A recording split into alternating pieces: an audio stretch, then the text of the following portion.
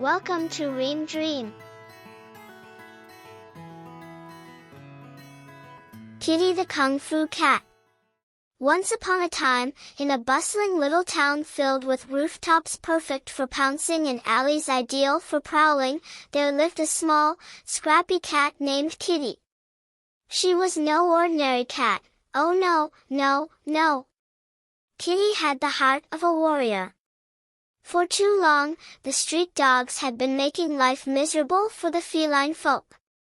They snatched fish right off the market stalls, barked loudly just when the cats were about to nap, and worst of all, chased them for sport. One day, after a particularly humiliating experience involving a toppled milk cart and way too many dog laughs, Kitty had had enough. She looked up at the moon, flicked her tail, and declared, "I shall learn the ways of Kung Fu. No dog shall chase a cat again."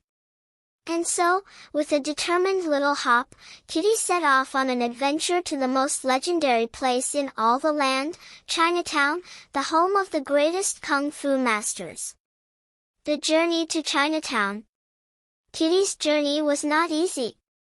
She dodged grumpy pigeons who didn't like sharing rooftops, escaped an overenthusiastic toddler who mistook her for a stuffed toy, and even outsmarted a particularly sneaky fishmonger who thought she was after his seafood. But after many leaps and bounds, there it was, Chinatown. Lanterns swayed gently in the breeze, the scent of delicious dumplings filled the air, and the sound of rhythmic drumming echoed from the training halls of Master Bao, the legendary Kung Fu panda. Kitty's whiskers twitched. This is it. Training begins. Master Bao was not easily impressed. You are small. You are fluffy. You nap too much, he said, twirling his bamboo staff. Kitty narrowed her eyes.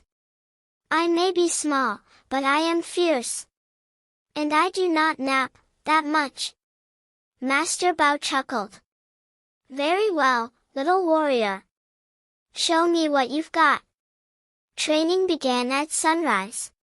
Kitty learned to balance on bamboo sticks, dodge flying dumplings, which was very difficult because they smelled so good, and leap higher than she ever had before. She practiced the silent paw, the lightning tail swipe, and the legendary flying feline fury, a move so swift that even the wind had to catch up. Days turned into weeks. Weeks turned into months. And one day, as she stood atop the tallest rooftop, silhouetted against the full moon, Master Bao nodded. You are ready. Kitty bowed. It was time to return home. Revenge of the Kung Fu Cat. The town was just as Kitty had left it. The cats still tiptoed in fear, the street dogs still barked louder than necessary, and the Big Bad Bruno, the leader of the dog pack, still strutted around like he owned the streets. Kitty stretched her paws, cracked her tail like a whip, and dropped right into the middle of Dog Alley. The dogs turned. Bruno sniffed the air. Well, well, well, if it isn't Tiny Tippy Toes. Back for more, little furball? Kitty smiled. It was the kind of smile that sent a shiver down Bruno's spine. With a flick of her paw, she unleashed the flying feline fury. Bruno barely had time to bark before whoosh, Kitty zipped past him, leaving only a blur of fur and whiskers. Bonk! A trash can lid went flying. Thwop! A hot dog stand wobbled. Zap! A piece of spaghetti somehow wrapped around Bruno's tail. The other dogs panicked.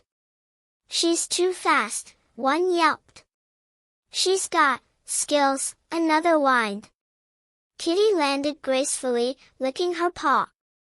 From now on, the cats walk these streets without fear. Bruno gulped. Yes, ma'am. And just like that, the dog gang disbanded, scattering into the night like leaves in the wind. The heroes rest. The cats cheered. Fish was shared. Kitty was carried through the streets like a hero. That night, under the soft glow of the lanterns, Kitty curled up on the highest rooftop, her tail wrapped around her like a fluffy blanket. The town was quiet. The streets were peaceful.